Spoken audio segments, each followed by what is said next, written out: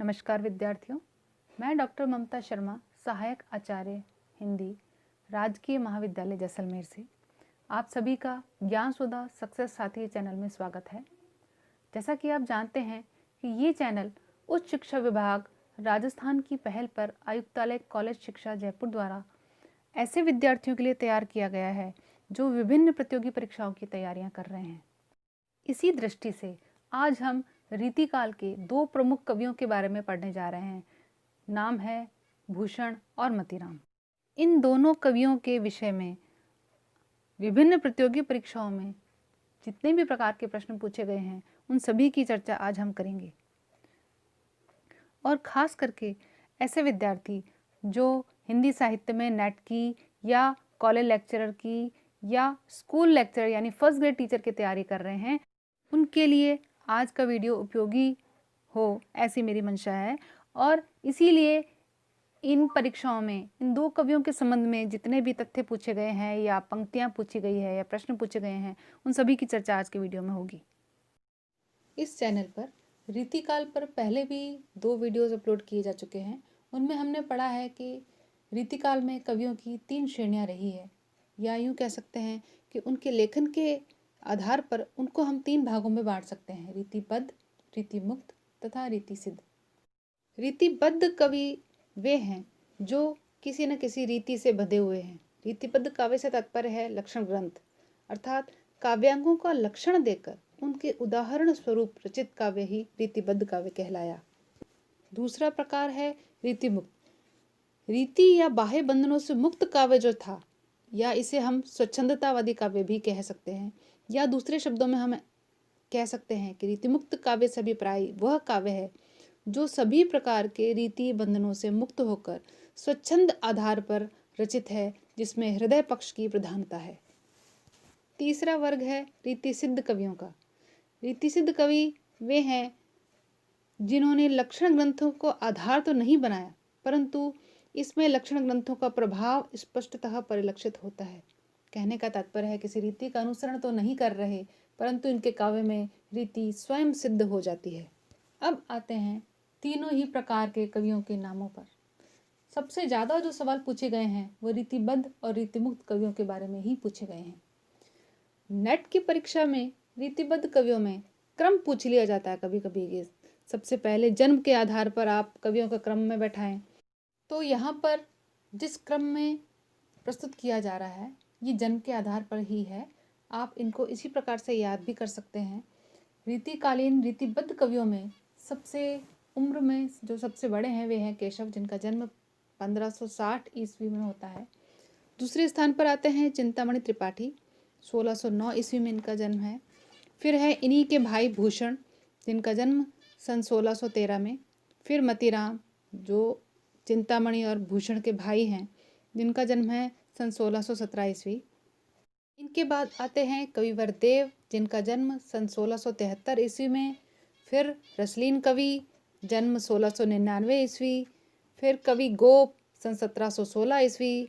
और अंत में आते हैं पद्माकर कवि, सन 1753 ईस्वी। तो ये जो क्रम आपके सामने दिया जा रहा है ये जन्म के आधार पर ही है।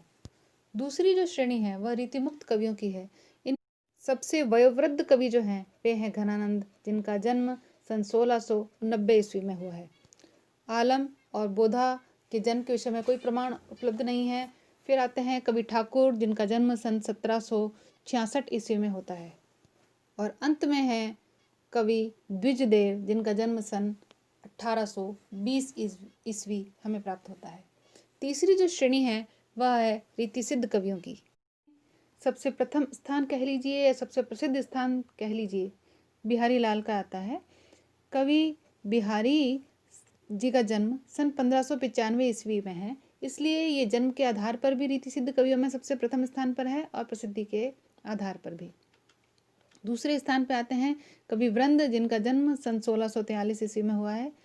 नृपशंभु तीसरे स्थान पर हैं सन 1657 ईस्वी में। चौथे स्थान पर है नेवाज कवि, सन 1680 ईस्वी में। और अंतिम स्थान पर है पजनेश कवि, सन 1815 ईस्वी में। तो इस प्रकार से क्रम आधारित जो प्रश्न आएंगे उनको आसानी से कर सकेंगे। इसके साथ ही यदि सवाल इस प्रकार से भी आते हैं कि निम्न में से कौन सा कवि रीतिबद्ध है या कौन सा कवि रीति मुक्त है या कौन सा कवि रीति सिद्ध है, तो उस तरह के प्रश्न भी आते हैं। वो भी आप इन कवियों के नाम याद करके आसानी से कर सकते हैं। अब आइए आगे हम बात करते हैं दो प्रसिद्ध कवियों की, भूषण और मतीराम की। वैसे ये 4 भाई थे, भूषण, चिंतामणि, मतीराम और जटाशंकर या नीलकंठ 2 नाम मिलते हैं, लेकिन संख्या इन भाइयों की 4 ही मिलती है। जटाशंकर या नीलकंठ के कवित्व जीवन के बारे में या उनके साहित्यिक जीवन के बारे में कहीं सुनने को नहीं मिलता, इसलिए हम 3 प्रसिद्ध नामों को ही याद करते हैं, भूषण, चिंतामणि और मतीराम। यहाँ पर जो चिंतामणि हैं वे चारों भाइयों में सबसे बड़े हैं। चारों का ही जन्म तिकवापुर कानपुर में हुआ है। चारों में सबसे बड़े हैं चिंतामणि, सन 1609 ईस्वी में जिनका जन्म है। दूसरे स्थान पर हैं कवि भूषण, जिनका जन्म सन 1613 ईस्वी में हुआ है। और तीसरे स्थान पर आते हैं कवि मतीराम, जिनका जन्म 1617 ईस्वी में हुआ है। रीतिकाल में हम कुछ ही कवियों के नाम ऐसे सुनते हैं जिन्होंने वीर रस पर लिखा है, भूषण, सूदन और लाल कवि। ये रीतिबद्ध काव्य धारा के वीर रस पे लिखने वाले प्रसिद्ध कवि हैं कविवर भूषण, जिनको राष्ट्रीय चेतना का कवि भी माना जाता है। कई बार प्रतियोगी परीक्षा में ये सवाल पूछा गया है कि रीति काल में राष्ट्रीय चेतना के कवि निम्न में से कौन से हैं। 4 नाम दे दिए जिनमें एक नाम भूषण है, तो आपको इस चीज का ध्यान रखना पड़ेगा, ये राष्ट्रीय चेतना के कवि हैं। दूसरी बात यह है कि इनके मूल नाम का पता किसी भी ग्रंथ में नहीं दिया गया। भूषण जो है इनका मूल नाम नहीं था, इनकी उपाधि थी और बाद में इनको इसी नाम से जाना गया। और ये भूषण उपाधि देने वाले थे चित्रकूट के राजा सोलंकी रुद्र, और ये बात इन्होंने अपने ग्रंथ शिवराज भूषण में लिखी है। तो दोनों ही प्रकार से सवाल बनता है कि कौन से ग्रंथ में इनके बारे में इस तरह की जानकारी है या उनको भूषण की उपाधि देने वाले कौन से राजा थे। एक और बात इनके बारे में इतिहास में प्रसिद्ध है कि इनकी पालकी को कंधा लगाने वाले राजा थे छत्रसाल बुंदेला।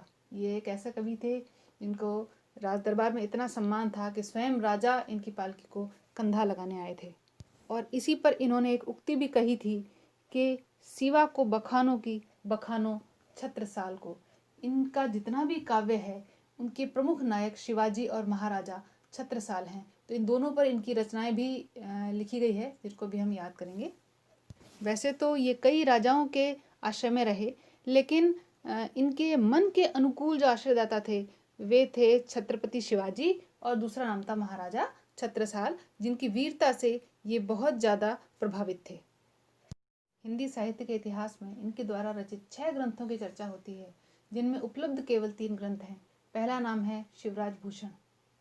जो शिवराज भूषण है वो एक प्रकार का अलंकार ग्रंथ है, जिसमें 105 अलंकारों का वर्णन किया हुआ है, और इसका आधार ग्रंथ जो है वो जयदेव द्वारा रचित चंद्रालोक है। और ये तीनों ही बातों पर आधारित प्रतियोगी परीक्षाओं में प्रश्न पूछे गए हैं। पहला प्रश्न ये है कि भूषण द्वारा निम्न में से कौन सा अलंकार ग्रंथ है, या ये पूछा जाता है कि शिवराज भूषण में कितने अलंकारों का वर्णन है, या शिवराज भूषण का आधार ग्रंथ कौन सा ग्रंथ है। तो इन तीनों ही प्रश्नों का उत्तर यहाँ पर है, अलंकार ग्रंथ है और 105 अलंकारों का वर्णन इसमें है, और इसका जो उपजीव्य है यानी आधार ग्रंथ है वह जयदेव रचित चंद्रालोक है। दूसरा इनका प्रसिद्ध ग्रंथ जो उपलब्ध है वह है शिवा बावनी, जिसमें इन्होंने शिवाजी की वीरता का वर्णन किया है। क्योंकि इनके प्रमुख नायक थे, इनकी वीरता का प्रभाव इनके ऊपर था, तो उनके ऊपर इन्होंने जो ग्रंथ लिखा वह शिवा बावनी। वैसे शिवराज भूषण और शिवा बावनी नाम काफ़ी मिलते जुलते हैं, इसलिए विद्यार्थी कई बार भ्रम की स्थिति में आते हैं।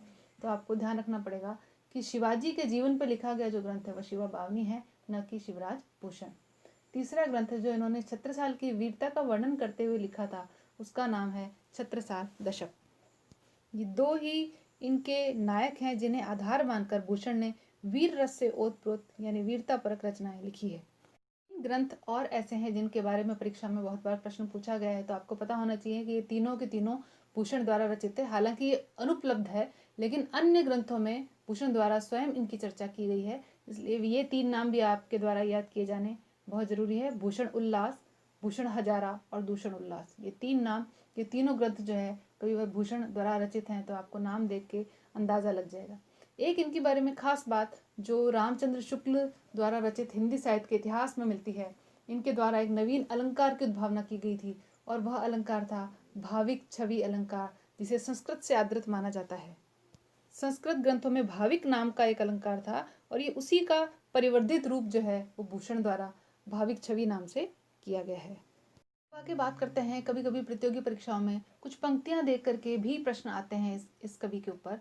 तो सबसे प्रसिद्ध जो रामचंद्र शुक्ल का कथन इनके बारे में है वो भाविक अलंकार के संबंध में ही है कि भाविक का संबंध कालगत दूरी से है और इनका देशगत से, बस इतना ही अंतर है। यानी संस्कृत ग्रंथ में जो अलंकार का वर्णन है उसकी बात यहाँ हो रही है, जिसका परिवर्धित रूप जो भूषण के काव्य में देखने को मिलता है उसके बारे में चर्चा हो रही है कि भाविक का संबंध कालगत दूरी से है और इन्होंने जिस भाविक छवि का वर्णन किया है वह देशगत दूरी से उसका वर्णन है। दोनों में बस इतने अंतर है, बाकी बिल्कुल एक जैसा है। ये कथन रामचंद्र शुक्ल द्वारा कहा गया है और वो भूषण के विषय में कहा गया है। तो प्रश्न कुछ इस प्रकार से बनता है, ये कथन देखकर ऐसा पूछा जा सकता है आपसे कि रामचंद्र शुक्ल द्वारा दिया गया यह कथन किस कवि के विषय में है। तो आपको पता होना चाहिए कि ये भूषण की बात यहाँ हो रही है। बाद में जो पंक्तियां दी गई है ये भूषण के काव्य से ही ली गई है और इन पंक्तियों को देखकर परीक्षाओं में सवाल पूछा जाता है कि प्रस्तुत पंक्ति किस कवि द्वारा रचित है। तो कुछ पंक्तियां तो ऐसी है जो आप देखते ही पहचान जाएंगे कि ये भूषण द्वारा ही रचित हो सकती है। जैसे पहली पंक्ति दे रखी है, शिवा को बखानों के बखानो छत्रसाल को। यहाँ पर शिवाजी और छत्रसाल दोनों का वर्णन कर रहे हैं और ऐसा वर्णन करने वाले रीतिकाल में कवि भूषण ही है। अगली पंक्ति है, 3 बेर खाती थी वह 3 बेर खाती है, विजय ने डोलाती थी वह विजय ने डोलाती है। इस तरह की पंक्ति ये भी भूषण की है। अगली पंक्ति है, त्यो मलिच्छ वंश पर शेर शिवराज है। ये पंक्ति तो आरपीएससी के परीक्षाओं में बहुत बार पूछी गई है। इंद्र जिमी जंब पर बांडव सुअंब पर रावण सदंब पर रघुकुल राज है। ये भी शिवाजी का वर्णन करते हुए इन्होंने पंक्ति लिखी थी। दारा की न दौरे है रार नहीं खजुबे की। अगली पंक्ति जो है, बुझ बुझ बुझ बुझगेस की वैसंगिनी भुजंगिनी सी खेदी खेदी खाई दी दारू न दलन की। ये शिवाजी की तलवार का वर्णन हो रहा है और कविवर भूषण द्वारा किया जा रहा है। तो इस प्रकार पंक्तियां देखकर भी कई बार परीक्षाओं में प्रश्न पूछे जाते हैं। तो जब भी हम किसी कवि को आपको पढ़ाते हैं तो उसके बारे में संपूर्ण जानकारी जो परीक्षाओं में आई है वो सभी आपके सामने प्रस्तुत कर देते हैं। तो इनको आप याद करने का प्रयास करें। बात करते हैं दूसरे कवि मतीराम की। मतीराम आचार्य और कवि चिंतामणि त्रिपाठी एवं भूषण के भाई थे, जिनका इस बात का उल्लेख ये वंश भास्कर और तजकरी सर्व आज़ाद हिंदी नामक 2 ग्रंथों में हुआ है। इनका जन्म भी तिकवापुर कानपुर में ही हुआ था, सन 1617 ईस्वी में हुआ था। इनकी 4 प्रामाणिक रचनाएं मानी जाती है। पहली है फूल मंजरी। ऐसा माना जाता है कि फूल मंजरी की रचना इन्होंने जहांगीर के आश्रय में रह करके लिखी थी और उस वक्त ये 18 साल के थे। तो इस आधार पर इस ग्रंथ का रचना काल जो है वो 1635 ईस्वी माना जाता है। इसका नाम फूल मंजरी है। इसके प्रत्येक दोहे में एक फूल का नाम है और जो कि फूल का नाम श्लेषार्थ में एक नायिका का नाम, यानी नायिका भेद जिस प्रकार से किए जा सकते हैं, तो श्लेषार्थ में जो फूल का नाम है वो नायिका का नाम है यहाँ पे। तो इसी में इनकी जन्मतिथि का भी उल्लेख इन्होंने किया है। दूसरी जो कृति है वह है ललित ललाम, जिसकी रचना सन 1661 से लेकर के 64 ईस्वी के बीच में मानी जाती है। यह भी अलंकार ग्रंथ है और इसका आधार ग्रंथ रसमंजरी जो भानुदत्त द्वारा रचित है और दूसरी है बरवे नायिका भेद जो रहीम जी द्वारा रचित है, वह माने जाते हैं। यानी इसके 2 उपजीव्य है, एक तो रसमंजरी और दूसरा है बरवे नायिका भेद। ये बहुत बार परीक्षा में पूछा गया है कि ललित ललाम नामक ग्रंथ किस कवि द्वारा रचित है, या यह किस प्रकार का ग्रंथ है, या फिर इसके उपजीव्य या आधार ग्रंथ कौन कौन से ग्रंथ हैं। यह ग्रंथ बूंदी नरेश भाव सिंह के आश्रय में रह करके इन्होंने लिखा है। अगला जो इनका ग्रंथ है वह है रसराज, जो उनकी प्रसिद्धि का मूलाधार रहा, जिसका रचना काल सन 1633 ईस्वी से लेकर के 43 ईस्वी है। यह इन्होंने किसी के आश्रय में रह करके नहीं रची है, यह इनकी स्वतंत्र रचना है और यह रसिक जनों का कंठहार बनी। इसलिए ये पंक्ति भी बहुत बार पूछी गई है कि मतीराम की कौन सी रचना रसिक जन का कंठहार बनी है, और इस आधार पर इनकी प्रसिद्धि का मूलाधार भी यही ग्रंथ है। इसमें श्रृंगार रस और नायिका भेद का वर्णन है।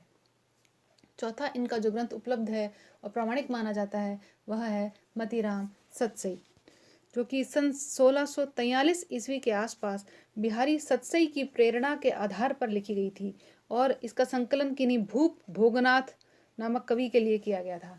तो ये 4 प्रमुख ग्रंथ जो इनके बारे में पूछे जाते हैं मतीराम के बारे में, वो है फूल मंजरी, ललित ललाम, रसराज और मतीराम सतसई। कई बार ऐसा भी प्रश्न आया है परीक्षा में कि निम्न में से कौन से कवि द्वारा सतसई नहीं लिखी गई है, उसमें 4 नाम दे दिए और उसमें मतीराम का नाम भी दे दिया। तो आपको ध्यान में होना चाहिए कि बिहारी के अलावा मतीराम ने भी सतसई की रचना की है। अब आगे है इनके द्वारा वे पंक्तियां जिन पर प्रतियोगी परीक्षाओं में प्रश्न बनते हैं। शुक्ल जी ने इनकी बहुत प्रशंसा की है और इनके बारे में कहा है कि इनके भाव व्यंजक व्यापारों की श्रृंखला सीधी और सरल है, बिहारी के समान चक्करदार नहीं है। ये रामचंद्र शुक्ल जो हैं वो मतीराम को प्रतिनिधि कवियों में पद्माकर को छोड़कर किसी और कवि में मतीराम किसी चलती भाषा और सरल व्यंजना नहीं मिलती, ऐसा कहकर इनकी प्रशंसा करते हैं। साथ ही ये भी कहते हैं कि नायिका के विरह ताप को लेकर बिहारी ने जिस प्रकार का मजाक किया है वैसा मजाक मतीराम के काव्य में नहीं मिलता। इनकी भाषा सीधी सादी सरल है, चक्करदार नहीं है। यानी यदि हम रामचंद्र शुक्ल का वर्णन इनके बारे में सुने तो इन्होंने पद्माकर से और बिहारी से दोनों से ही तुलना में इनको श्रेष्ठ कवि बताया है। इनके बारे में यह भी कहा है कि भावों को आसमान पर चढ़ाने और दूर की कौड़ी लाने के फेर में ये नहीं पड़े हैं। इनका सच्चा कवि हृदय है।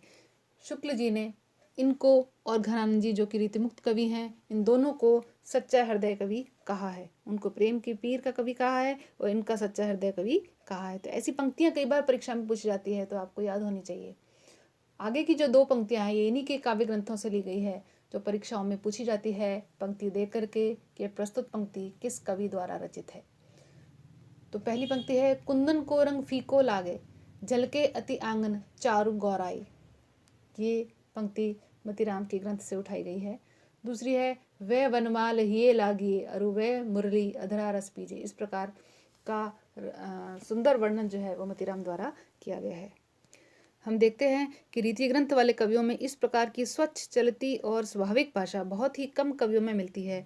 इनके जैसी रस स्निग्ध और प्रसादपूर्ण भाषा रीति का अनुसरण करने वालों में बहुत कम कवियों में ऐसी भाषा मिलती है। इस तरह की भाषा सामान्यतः आपको जो मिलेगी वह रीति मुक्त कवियों में अवश्य मिलेगी।